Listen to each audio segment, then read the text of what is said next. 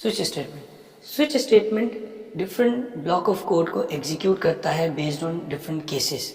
जो case match करेगा उसके केस का ब्लॉक ऑफ कोड एग्जीक्यूट कर देता है। ये कंडीशंस जो हमने पढ़ी है इफ एल्स उसी का पार्ट है, लेकिन यहाँ पर फ़र्क सिर्फ ये है कि स्विच स्टेटमेंट में इक्वालिटी चेकिंग होती है। जैसे इफ एल्स हम करते हैं, इफ में मल्टीपल कंडीशंस आप यूज़ कर सकते हैं, रेंज बता सकते हैं, greater than, less than, and और ऑपरेटर, मल्टीपल कंडीशंस अप्लाई की जा सकती हैं इफ एल्स के थ्रू। लेकिन स्विच केस में एक सिंपल एक्सप्रेशन होती है और उसको डिफरेंट केसेस से मैच किया जाता है। अगर वो इक्वालिटी है यानी कि इक्वल है, इक्वालिटी चेक होता है उसमें। अगर दो केस मैच कर गया, आप एक एक्सप्रेशन पास करते हैं, वो एक्सप्रेशन उस केस से मैच कर जाता है तो वो उसका ब्लॉक ऑफ कोड एग्जीक्यूट हो जाता है। अगर वो केस मैच नहीं करता तो ब्लॉक ऑफ कोड एग्जीक्यूट नहीं होता। सिंपल सी बात है। उसमें आप एक एक्सप्रेशन होती है जो कि आप स्विच स्टेटमेंट में पास करते हैं, वो एक्सप्रेशन इवेलुएट होती है और उसका एक रिजल्ट आता है। वो रिजल्ट कंपेयर होता है हर केस से। जो केस मैच कर जाएगा वो केस चल जाएगा और आउटपुट आ जाएगा। ये इफ के मुकाबले में थोड़ा सा वर्बोज है, लेकिन सिर्फ तब बेनिफिशियल है जब आपने सिर्फ इक्वालिटी चेक्स लगाने होंगे। इक्वालिटी चेक्स के लिए आपके पास स्विच स्टेटमेंट बेस्ट है कि आप इक्वल कंपैरिजन करना चाह रहे हैं। फॉर एग्जांपल हमने एक एग्जांपल बनाई थी कि आप वॉवेल्स फाइंड आउट करना चाह रहे हैं, AEIOU। तो अब आपको पता है इक्वलिटी चेक है, या ए हो तो ये काम कर दो, ई हो तो ये काम कर दो, आई हो तो ये काम कर दो। तो ये इक्वलिटी चेकिंग है। ऐसे केस में आप स्विच स्टेटमेंट यूज करेंगे और जो केस मैच कर जाएगा वो एग्जीक्यूट हो जाएगा।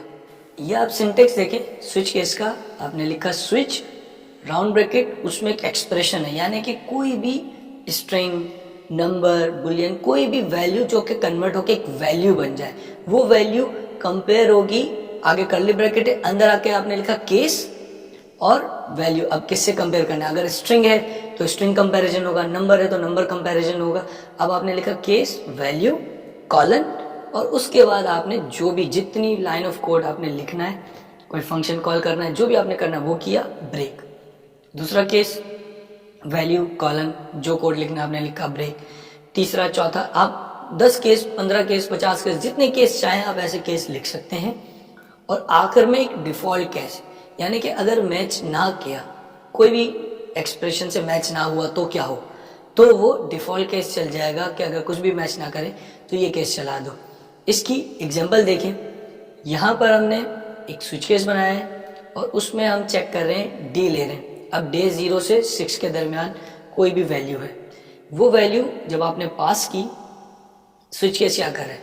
स्विच केस ले रहा है डे वेरिएबल। अब उसमें जो भी वैल्यू, केस में क्या रखा, अगर 6 हो या 0 हो तो कह दे, फॉर एग्जांपल 6 है तो 6 के केस में कह दे कि टुडे इज सैटरडे।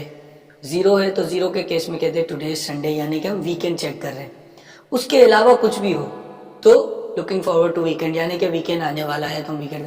तो आपने स्विच केस में क्या किया, कंपैरिजन लगा दिया। अब यहाँ जो कंपैरिजन हो रहा है, वेरिएबल डे में वैल्यू मौजूद है, जब आप उसको देखते हैं तो आपने क्या किया, var d equals to 3। Switch case में वो डे पास हो गया है, केस कंपेयर हो रहा है 6 के लिए और 0 के लिए। अगर जो कि हमने पास किया है 3, अगर वो डे स्विच में पास होगा तो होगा ये कि वो 6 से मैच करेगा, मैच नहीं होगा, 0 से मैच करेगा, मैच नहीं होगा, तो डिफॉल्ट चल जाएगा लुकिंग फॉरवर्ड टू वीकेंड। अगर यहाँ पर 3 की जगह मैं 0 पास कर दूँ तो होगा ये कि स्विच में जो डे पास हो रहा है उसमें 0 जाएगा। पहले केस से कंपेयर करेगा, क्या 6 है? नहीं है, आगे बढ़ जाएगा। क्या 0 है? 0 है। टुडे इज संडे प्रिंट हो जाएगा और स्विच केस एंड हो जाएगा। ये एग्जैक्टली वैसा ही है जैसे हम इफ एल्स करते हैं। फर्क सिर्फ ये है कि केस बाय केस हो रहा है, थोड़ा वर्बोस कोड है, सिंप्लीफाइड है। यही सिर्फ इक्वालिटी चेक होगा तो इफ के मुकाबले में आपको ये थोड़ा सिंपल नजर आएगा, क्योंकि स्विच केस में कोई रेंज नहीं है, कंपैरिजन नहीं है, लेस देन ग्रेटर देन का, सिर्फ इक्वालिटी मैच है। तो अगर आप कभी चाहते हैं कि 2 या 3 ऐसे केस हैं, अगर वो मैच हो जाएं तो उनमें सेम कोड एग्जीक्यूट होना चाहिए। तो उसके लिए क्या करें? उसके लिए जैसा कि हमने स्विच केस देखा था कि स्विच केस में आप केस लिखते हैं अपनी कोई भी स्टेटमेंट और उसके बाद ब्रेक लगाते हैं, तो आप वो ब्रेक ना लगाएं। तो वो ब्रेक ना नहीं लगाएंगे तो जो केस मैच करेगा वो उस केस के बाद अगला केस भी एग्जीक्यूट हो जाएगा। तो इससे होगा ये कि जो केस मैच हुआ उसका कोड चला, ब्रेक नहीं है अगला केस मैच हुआ उसका कोड चलेगा, उधर भी ब्रेक नहीं है अगला केस चलेगा उसका कोड चलेगा, वहां ब्रेक मौजूद है तो आपका स्विच केस रुक जाएगा।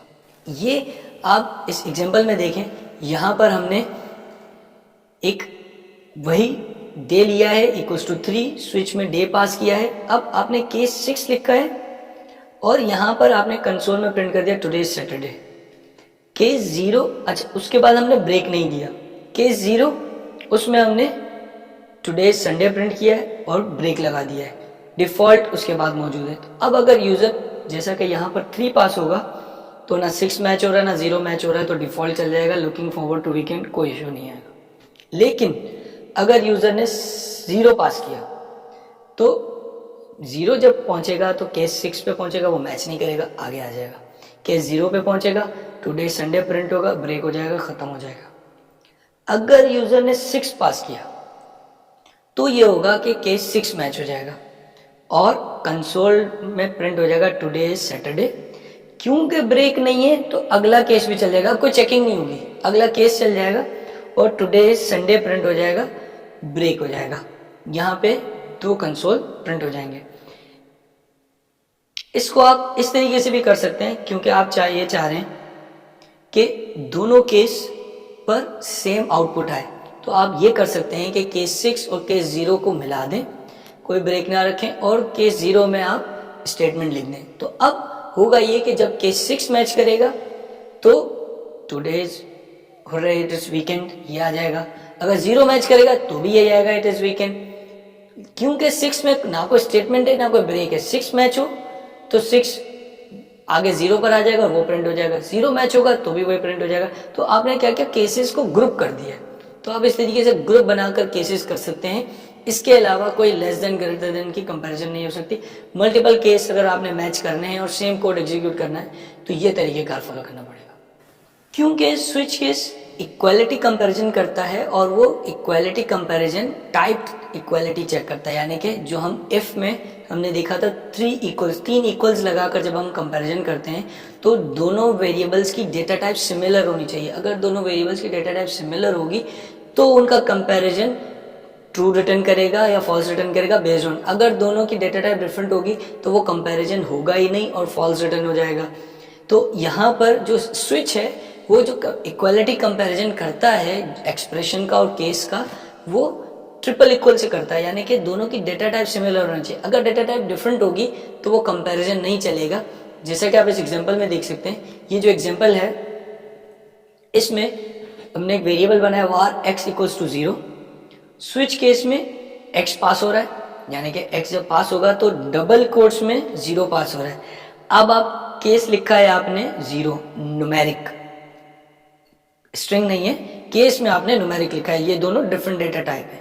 console.log में प्रिंट होना है ऑफ और केस 1 पे ऑन प्रिंट होना है। अब क्योंकि जो 0 पास हुआ है वो स्ट्रिंग है तो वो नंबर से कंपैरिजन नहीं होगा, क्योंकि triple equal data type similar नहीं है। तो ना केस 0 चलेगा ना केस 1 चलेगा, डायरेक्ट डिफॉल्ट चल जाएगा। क्यों? अगर ये 0 आपने ऊपर x में डबल कोट के बजाय विदाउट डबल कोट लिखेंगे तो केस 0 चल जाएगा और ऑफ प्रिंट हो जाएगा। लेकिन स्ट्रिक्ट कंपैरिजन है, इस वजह से डेटा टाइप चेक होगी और केस 0 और केस 1 की डेटा टाइप x की डेटा टाइप के इक्वल नहीं है, इसलिए दोनों कंपैरिजन नहीं हो पाएंगे।